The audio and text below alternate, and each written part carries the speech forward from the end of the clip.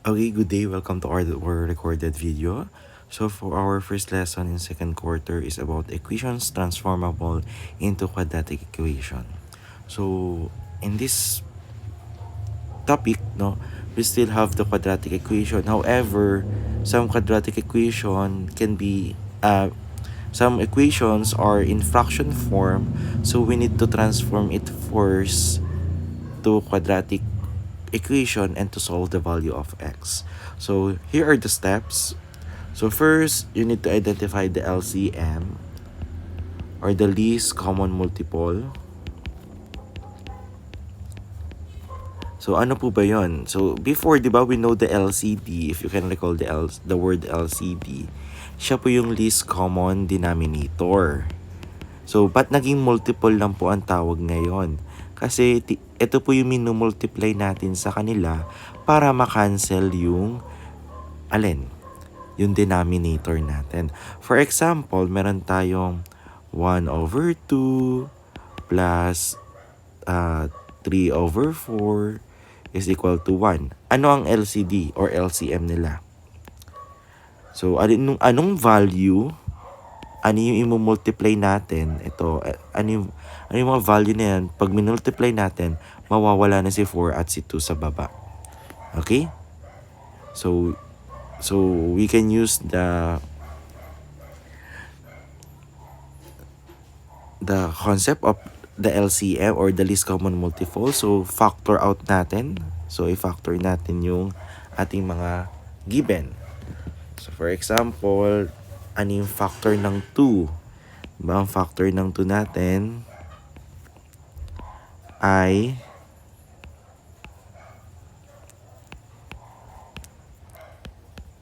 2 times 1. Sa 4 naman, 2 times 1 times 2. Diba? So, kung matatandaan nyo in your elementary topics, so, kung magkakatapat sila, yan yung pag-multiply nyo. So, 2 times 1 is 2 times 2 mo pa. So, magiging 4. Therefore, 4 yung least common multiple nila. So, we will have 4 here and 4 here. Then, after that, i-distribute natin yan dito para mawala na yung value ng nasa denominator natin. So, magiging 4 times 1/2 plus 4 times 3/4 equals sa 1 times 4. Okay?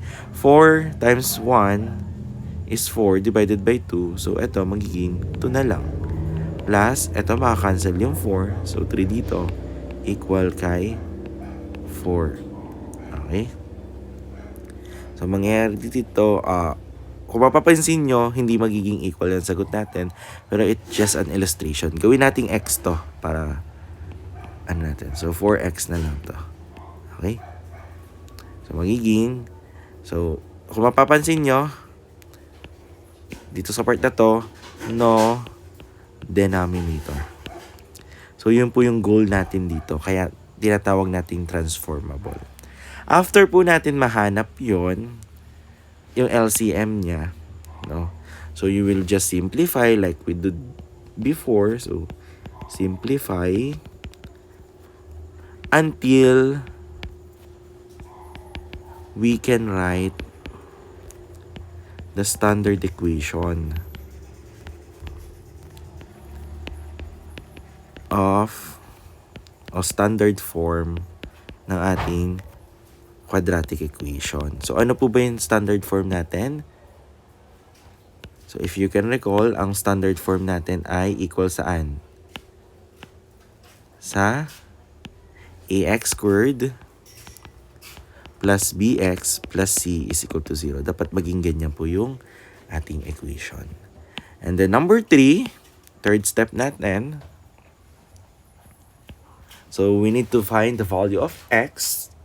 So you will find the roots na tinatawag natin or the value of x.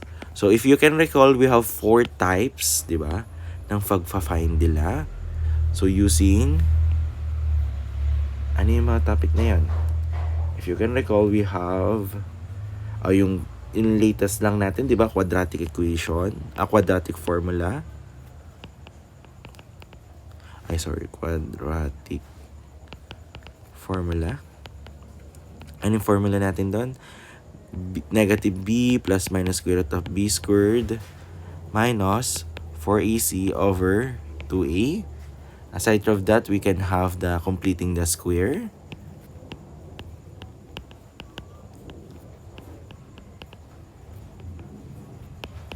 Next, third one is about factoring. And last one, ano yung pinakauna natin topic? About sa extracting the roots. Okay? So, all of that techniques, magagamit natin para mahanap natin yung ating value or ng x or yung mga roots natin. Okay? So, let's have an example first.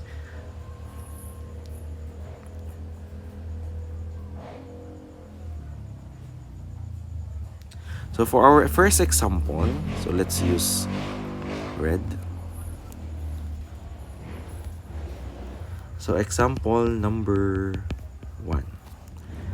For example, binigyan po tayo ng value na equal kay x over 5 plus 3 over x minus, medyo mahirap to.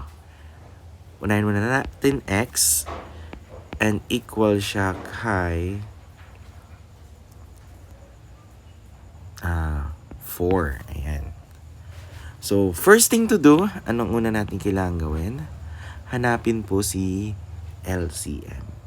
So, ano ang LCM natin? So, tumingin tayo sa denominator, ano yung mga value nila. Kung mapapansin nyo, 5 and x.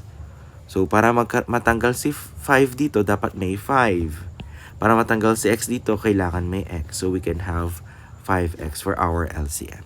So, if we have 5x, so 5x times x over 5 plus 3 over x is equal to 4 times 5x. So, distribute lang natin.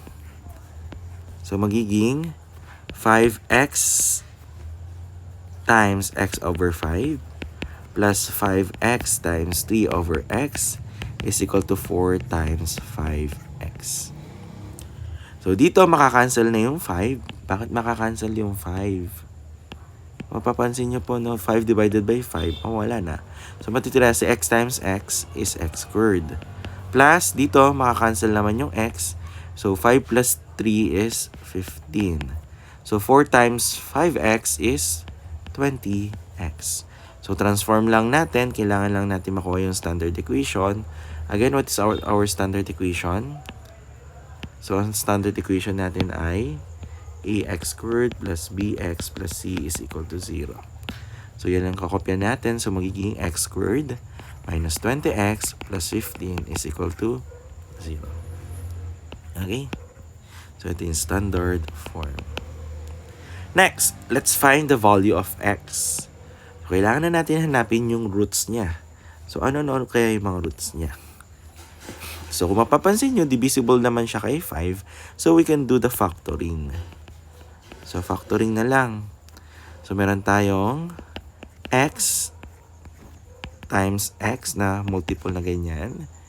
So, ano yung factor ni 15 na magiging value niya ay 20x? Meron ba? Parang masyado malaki. So, kung hindi natin kaya mag-factoring, one of the technique kung bakit hindi natin nagagawa yung factoring, kasi magbe-mental math talaga tayo dyan. Magta-trial and error. Hahanapin natin kung ano ba talaga yung magiging value niya. Diba? So, for this part, pwede natin gamitin na lang yung quadratic equation. Kasi kung mapapansin niyo yung quadratic equation, diba? Nakukuha naman natin agad yung value niya. Okay? So, bakit din natin kaya factoring? Kasi nga, 15, di ba? Times 1, magiging 20 ba yan? Negative 15 times negative 1, magiging 20 ba yan? Diba? 3 times 5, magiging 20 ba yan? O negative 3 times negative 5, magiging 20 ba yan? So, with just illustration na hindi lahat ng bagay kayang i-factoring natin. So, let's use, therefore, use the quadratic formula na equal sa x equal to negative b plus minus square root of b squared minus 4ac over 2a. So, what is the value of b? So, we have, kunin muna natin yung mga values nila. A is equal to 1, B is equal to negative 20, and C is equal to 15. So, substitute natin siya, magiging negative times negative 20 plus minus negative 20 squared minus 4 times 1 times 15 over 2 times 1. So, magiging positive na to. Positive 20 plus minus 20 squared. Ano sagot ng 20 squared? So, 20 times 20 is 400. So, 400 to. Minus 4 times 15. Ano sagot? So, we will have 60. Diba? So, minus 60 over 2. Okay? So, 400 minus 15, ang sagot natin ay 385. So, meron tayong 20 plus minus square root of 385 over 2. Okay?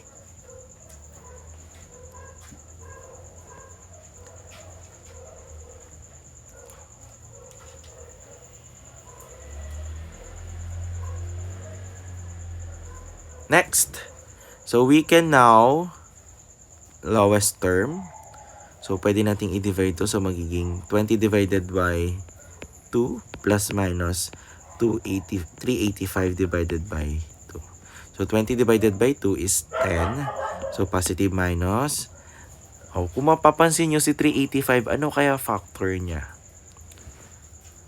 So, mag-isip tayo ng perfect square na pwede nang gawing factor niya. So, try natin 4 times 385 divide natin sa 4. So, if we have 385, dito natin lagay sa gilid.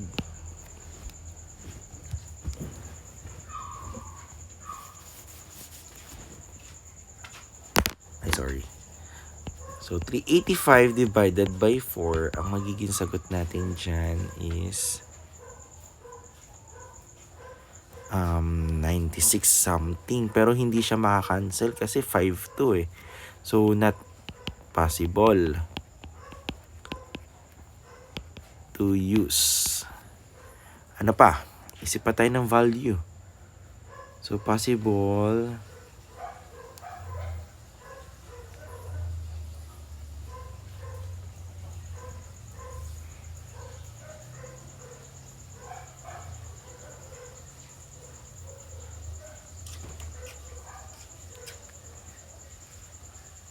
ay, may mali pala tayo.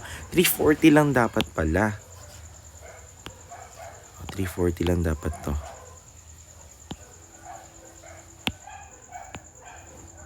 340. So, if we have 340, yan, possible na kay 4 yan. Kasi sarado naman eh. So, if we have 340 divided by 4, so magiging, ang sagot natin ay 85. So, we can have square root of 4 times 85. So, magiging 2 square root of 85 divided by 2. At you can see, we can cancel 2.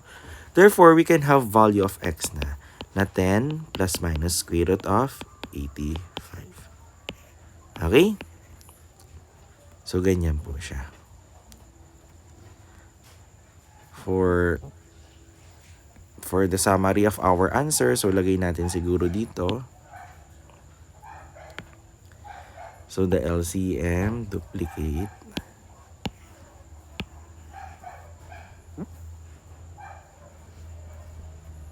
The standard form, duplicate.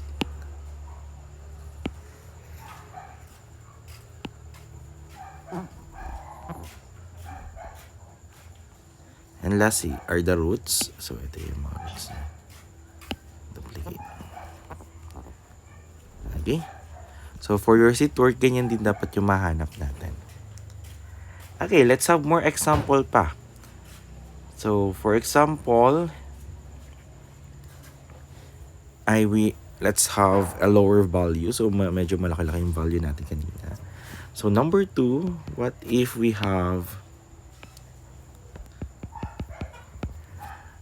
the 1 over 3x plus 4x over 6 ay equal kay 1. So, kung mapapansin nyo, nagkaroon na ng variable yun ating denominator at may coefficient na siya. So, LCM, anong mga value yung kayang i-divide ng 3x? So, di ba 3x pwede pa i-divide? However, si 6, dapat madi-divide siya ng 6. So, dapat ito ay 6x. Okay? So, magiging 6x times 1 over 3x plus 4x over 6 is equal to 1. So, yung 6x, multiply natin dyan. So, magiging 6x divided by 3x plus 6x times 4x over 6 is equal to 6x. So, from this, we can cancel out na. Ito magiging 6x divided by 3x ay 2 na lang. So, makakancel natin yung 6. So, x times 4x is 4x squared, then equal kay 6x. Then, ayusin natin yung standard form niya. For its standard form, magiging sagot natin ay 4x squared minus 6x plus 2 is equal to 0. Okay? Then, ano yung roots niya? So, we can have our roots. So, gamitin na lang natin talaga yung x is equal to negative b plus minus square root of b squared minus 4ac over 2a. So, ang b natin ay, ang a natin ay 4, ang b natin ay negative 6, ang 2 natin ay, or c natin ay equal sa 2. So, substitute natin, magiging negative times negative 6 plus minus square root of negative 6 squared minus 4 times 4 times c. Okay, yun yung value ng AC natin. Divided by 2 times 4. So, magiging positive 6 plus minus square root of 36 minus 4 times 4 is 16 times 2 is 32. Divided by 2 times 4 is 8. So, we will have 6 plus minus 36 minus 32 is square root of 4 over 8.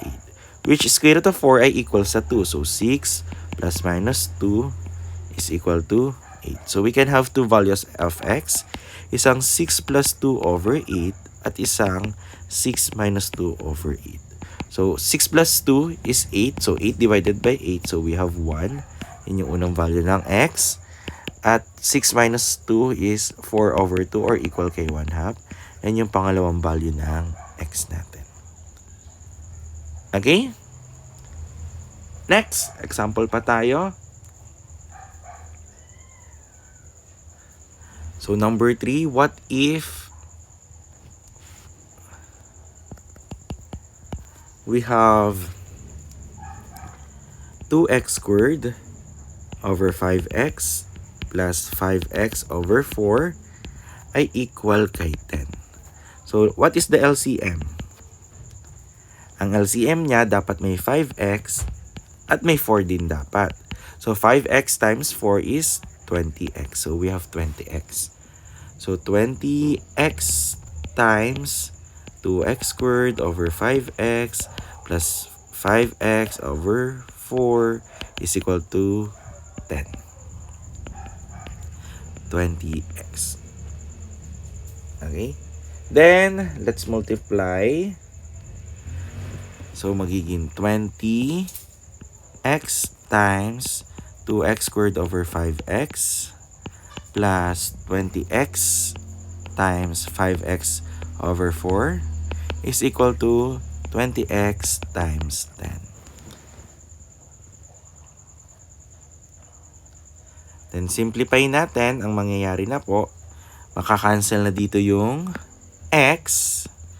And we can divide 20 divided by 5 is equal na sa 4. So, ang matitira na lang natin is 4 times 2x squared, which is 8x squared. Okay? Then next, yung kabila naman, eto makakancel yung 20 divided by 4. Ang sagot? Equal siya sa 5 naman. So, meron tayong 5 times 5x. So, we have 25. Rather, may x pa tayo. So, 25x squared. Okay? Then next, lastly, 20x times 10x. Ano magiging sagot? So, we have 200x.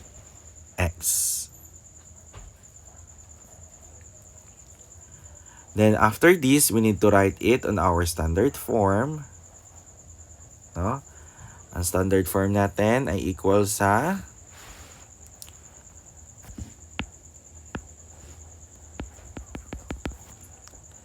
25. Oh, pwede pag-aadin pa rin natin to. So, 8x squared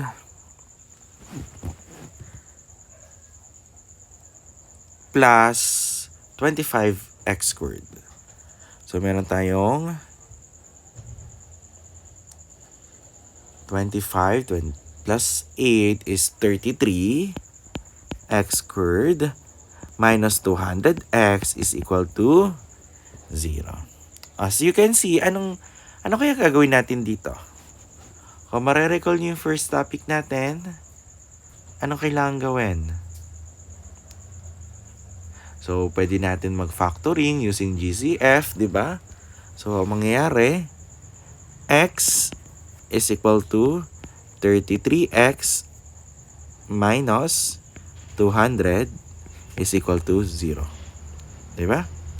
So, we can have the value of x, yung isang value ni x. Di ba? X is equal to 0 at yung isang value ni x magmumula dito. So, we have 33x minus 200 is equal to 0. Transpose, so we have 33x is equal to 200. Divide natin para kay 33. We will have x is equal to 200 over 33. Okay? Next, let's have more examples pa. Siguro in our next video. So, stay tuned. So, goodbye as of now.